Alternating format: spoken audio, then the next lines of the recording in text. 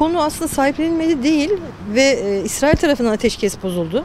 Herkesin gözü önünde İsrail, Trump'ın da arkasını desteklemesiyle en başından beri olduğu gibi bu sefer daha çok, daha net ve daha açık seçik, hiç gizli saklısı olmadan arkandayım orayı boşalt mesajı verdiği için Gazze'lileri oradan çıkarmak üzere ikinci kez hamle yaptı. Dolayısıyla özellikle Avrupa'da, yurt dışında, Amerika'da çok ciddi eylemler devam ediyor.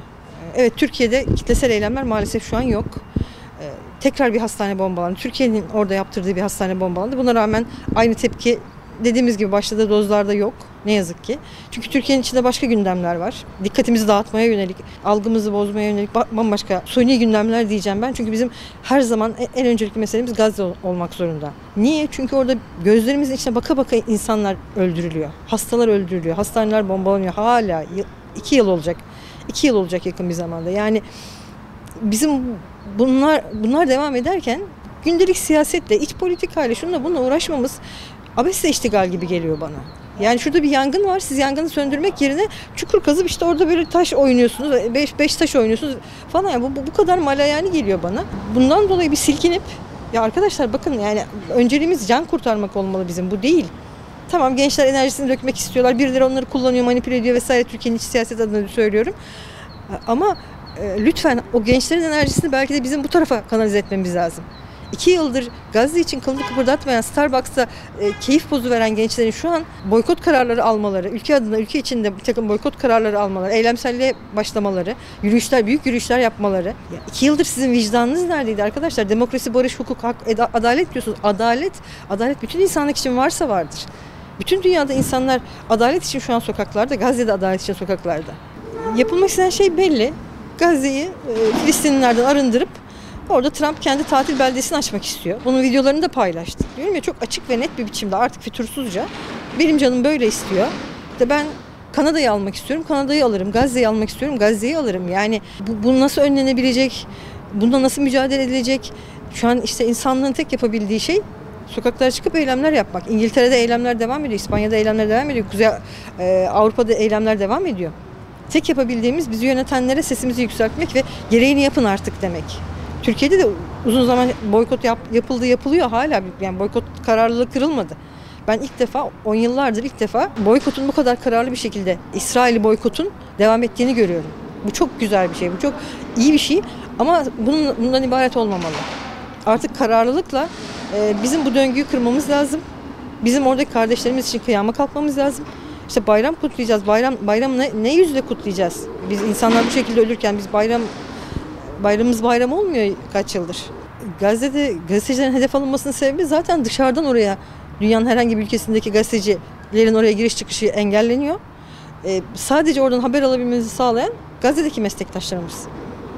Onlar bize duyuruyorlar bir hastanenin bombalandığını, yeni bir katliam yapıldığını, yeni bir saldırı olduğunu, insanların kitlesel göçe zorlandığını bize onlar bildiriyorlar. Onlar bize haberdar etmese gözümüz kulağımız, yani başka bir şansımız yok ne olup bittiğini görmeye. O yüzden bu kadar hayati. Yani artık hayatla ilgili bir görevleri var Gazze'deki gazetecilerin. Hani bildiğimiz bir bilgilendirmenin fonksiyonunun çok ötesinde bir yaşam mücadelesi veriyorlar orada. Yaşam adına habercilik yapıyorlar. Yani bilgilendirmenin ötesinde artık yaşamak için haber yapıyorlar ve bize diyorlar ki çığlık atıyorlar. Biz buradayız, bunlar oluyor. Dün izledik işte, şehit edilen bir gazeteci meslektaşımızın babası mikrofonu oğluna uzatıyor cenazeye. Uyan da anlat diyor. İnsanlığa anlat ne yaşadığımızı. Çok çarpıcı bir andı o.